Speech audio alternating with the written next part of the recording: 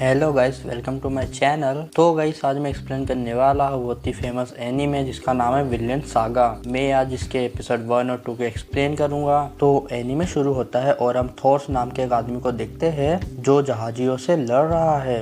फिर थॉर्स पानी के अंदर जाके एक आदमी को मारता है और उसकी तलवार पानी के नीचे गिर जाती है और वो पानी से बाहर आ जाता है। फिर उसके और दुश्मनों के सभी जहाज जल जाते हैं। उसके बाद हम प्रेजेंट का दिन देखते हैं आइसलैंड, जहाँ थॉर्स का बेटा थॉरफिन नदी में से पानी भर रहा है। फिर वो पानी लेकर घर आता है और वो फिर गाय का दूध निकालता है। फिर लिफ नाम का एक आदमी सभी बच्चों को कहानी सुनाता है और कहता है मार्कलैंड छोड़ने के बाद हमारी शिप दक्षिण की तरफ बढ़ते गई। फिर आखिरकार हमें एक रहने के लिए जगह दिखी। हम वहाँ गए और वो ऐसी जगह थी जहाँ पेड़ों पे फल उगते हैं और जमीन पर घास थी। मैंने उस जगह का नाम विलेन रखा और वो जगह इस जगह से काफी बड़ी थी। फिर मैंने वहाँ रहने वाले लोगों को देखा। हम एक दूसरे की भाषा समझ नहीं पा रहे थे, लेकिन फिर भी हम दोस्त बन गए। ये पंखों से बड़ी पगड़ी और ये पाइप उन्होंने मुझे तोहफे में दिया और एक असली योद्धा ही इसे पहन सकता है। फिर थॉर्स वहाँ आता है और वो कहता है बच्चे अभी तक जाग रहे हैं। उसकी वाइफ हेल्गा कहती है हाँ, वो लिफ की कहानी सुन रहे हैं। फिर थॉरफिन कहता है आप सच में एक योद्धा है। लिफ कहता है थॉरफिन, बड़े होने पर मैं तुम्हें समुद्र की सैर पर ले जाऊंगा। थॉरफिन कहता है मैं तुम्हारे साथ अभी जाना चाहता हूँ। तभी एक बच्चा कहता है मेरे दादाजी ने कहा था कि पश्चिम में बहुत बड़े जोरमुंगंड राक्षस रहते हैं। वो वहाँ से जाने वाली हर शिप को खा जाते हैं और आप भी कोई योद्धा नहीं है। सब कहते हैं कि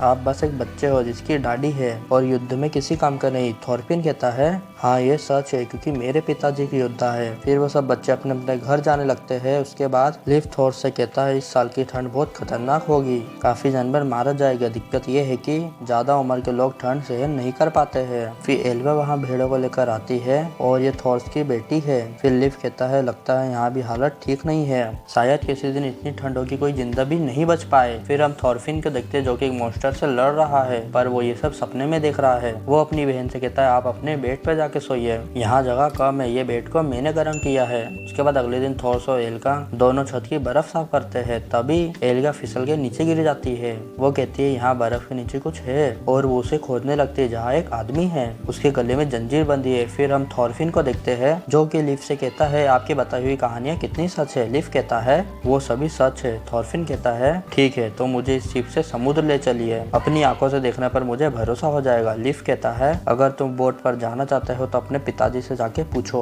वो रही हमारी वॉरशिप, हमारा गांव उसे कई पीढ़ियों से इस्तेमाल करते आया है, तुम्हारे पिताजी तुम्हें वो शिप जरूर दे देंगे। थॉरफिन कहता है मेरे पिताजी बहुत जिद्दी है, मैं चाहे कितनी बार पूछूं लेकिन उनका जवाब ना ही होगा। लिफ कहता है वो जिद्दी नहीं है, समुद्र काफी खतरनाक है। उसके बाद थॉर्स उस आदमी को घर लेकर आता है और उसे आग के पास सुलाता है। फिर उसके कपड़े निकालता है, वो आदमी पूरा बर्फ में जम गया है। फिर वो उसे कंबल उड़ा के उसकी छाती पर हाथ दबाता है। एल्वा कहती है पिताजी ये शायद मर चुका है, इसके हाथ और पैर पहले ही जम चुके हैं। एल्गा कहती है ये हमारे गांव का नहीं है, ये बाहर तूफान में से आया है, ये भागा हुआ गुलाम लगता है, हम इसे यहाँ रखकर मुसीबत में पड़ सकते हैं। फिर ये सीन में लिफ थॉरफिन से कहता है हम यहाँ भाग कर आए थे, बहुत समय पहले हमारे पूर्वज पूर्व में रहा करते थे, वो एक नॉर्वे नाम का देश था। वो जगह यहाँ से ज्यादा गर्म थी और वहाँ समुद्र जमता नहीं था। लेकिन एक दिन एक ताकतवर इंसान वहाँ आया जिसका नाम हरल्ड था। हरल्ड की सेना ने हमारे गांव पर कब्जा कर लिया और वो नॉर्वे का राजा बन गया। उसने लोगों को मजबूर कर दिया कि वो उसका हुक्म माने। कई लोग नॉर्वे छोड़ के काफी दूर देश में चले गए और ज्यादा लोग यहाँ आइसलैंड में आ गए। थॉरफिन कहता है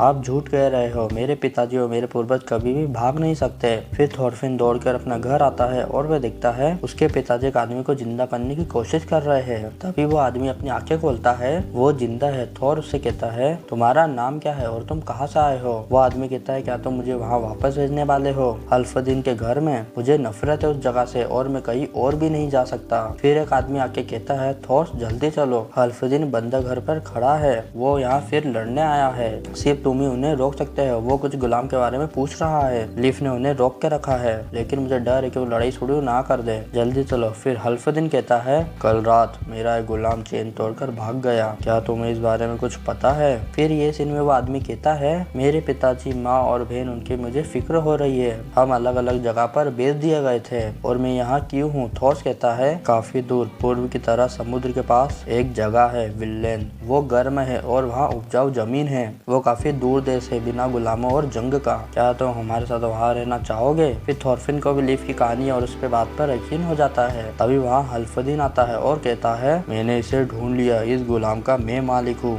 मुझे ये वापस दे दो। एल्गा कहती है, हमने तुम्हारे गुलाम को मारने से बचाया है। फिर थॉर्स कहता है, तुम्हें इसकी कितनी कीमत चाहिए? मैं तुम्हें 3 भेड़ दूंगा, मैं इसे खरीदना चाहता हूँ। क्या कहता हो? हल्फदीन कहता है, मुझे उससे दुगनी चाहिए। थॉर्स कहता है, ठीक है, तुम 8 भेड़ ले जाओ। फिर हल्फदीन जाते हुए कहता है, काफी बढ़िया सौदा है। तुम्हें लगता है कि तुमने उसे जंजीरों से आजाद कर लिया और तुम इसे कहाँ ले जाओगे? और भेड़ मैं खुद चुनूंगा। ये कहकर वो चले जाता है। उसके बाद एल्गा रोते हुए कहती है, उस आदमी की कीमत 8 भेड़, लेकिन वो तुरंत उसके बाद मर गया। पिताजी आप बेवकूफ हो। फिर थॉरफिन अपने पिताजी से पूछता है, क्या हम भी यहाँ भाग कर आए हैं? ऐसा लीफ ने कहा था। थॉर्स कहता है, हाँ ये सच है। उसके बाद हम कुछ लोगों को नहाते हुए देखते हैं। तभी अंग्रेज लोग आके उन्हें मार देते हैं और उनके पूरे गांव को जला के राख कर देते हैं। फिर सीन शिफ्ट होता है। थॉरफिन लीफ से कहता है, आप कल जा रहे हो, आप कितने लक्की हो। इस बार कहाँ जा रहे हो? लीफ कहता है, मैं नॉर्वे व्यापार करने जा रहा हूँ। मैं उन कुछ सामान के बदले शराब लेने जा रहा हूँ। थॉरफिन कहता है, मैं भी आपके साथ चलो, लेकिन लीफ उसे मना कर देता है। थॉरफिन कहता है, समुद्र में आपकी शिप भी टाइटैनिक की तरह डूब जानी चाहिए। लीफ कहता है, मुझे साल खत्म होने से पहले कुछ शराब लानी है, क्योंकि मुझे भी जीसस क्राइस्ट का बर्थडे बनाना है।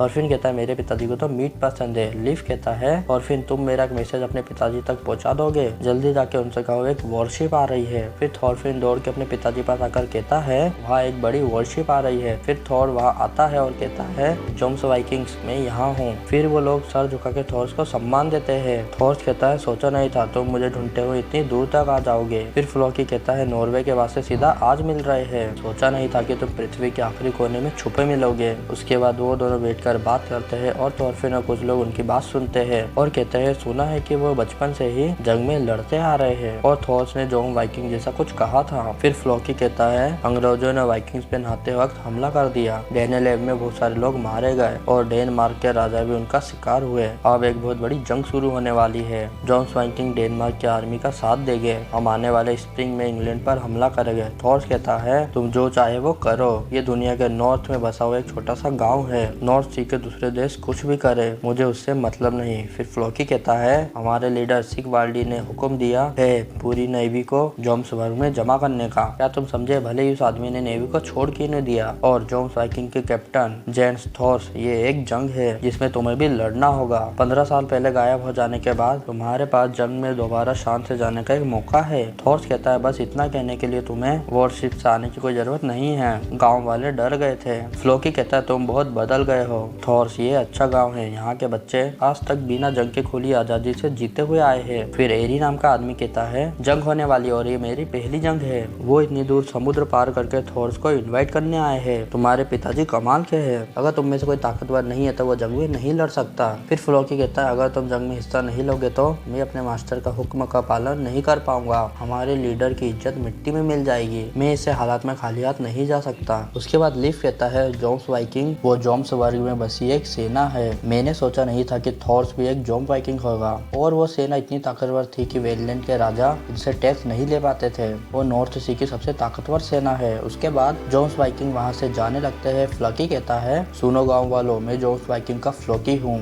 अपने मास्टर के हुक्म पर मैं यहाँ आया हूँ। हीरो थॉर्स से कहो कि वो हमारी आर्मी फिर से ज्वाइन कर ले। हमारे लीडर ने रिक्वेस्ट की है और थॉर्स को एक वॉरशिप भी दिया जाएगा। अगर तुम्हारे पास हिम्मत है तो थॉर के साथ जोम वाइकिंग्स आ जाओ, क्योंकि जंग शुरू होने वाली है। अलविदा थॉर्स, अब हम जंग के मैदान में मिलेंगे। और वो वहाँ से चले जाते हैं। फिर सब गाँव वाले जंग में जाने के लिए खुश हो जाते हैं। फिर लीफ थॉर से कहता है, शायद तुम इस जंग के लिए मना नहीं कर सकते। थॉर कहता है, मैंने गाँव को मुसीबत में डाल दिया। बहुत समय पहले मैं लोगों को मारकर जीता था, लेकिन एक दिन अचानक मुझे उन सबसे नफरत हो गई। मैं मरना नहीं चाहता था और ना ही किसी को मारना चाहता था, इसलिए मैं एक जंग से भाग गया। मुझे लगा मैं अपनी नकली मौत दिखाने में कामयाब रहा, और अगर वह फिर से भागा तो उसकी सजा इन गांव वालों को मिलेगी। जोम्स वाइकिंग भगोड़ों को कभी माफ नहीं करते हैं। अब वक्त आ गया है जंग में जाने का। उसके बाद थॉरफिन तलवार से अपने दोस्तों के साथ खेलता है, लेकिन वो उन्हें असलियत में मारता है। फिर सब शिप्स को बाहर निकालते हैं। फिर थॉर एक बच्चे की चोट पर मरहम पट्टी करता है और कहता है, किसी ने तुम्हें बहुत जोर से मारा है। एक बच्चा कहता है ये थॉरफिन ने किया है, वो बहुत अकड़ू है, मैं दोबारा उसके साथ नहीं खेलूंगा। थॉर्स कहता है क्या ये सच में मेरे बेटे ने किया है,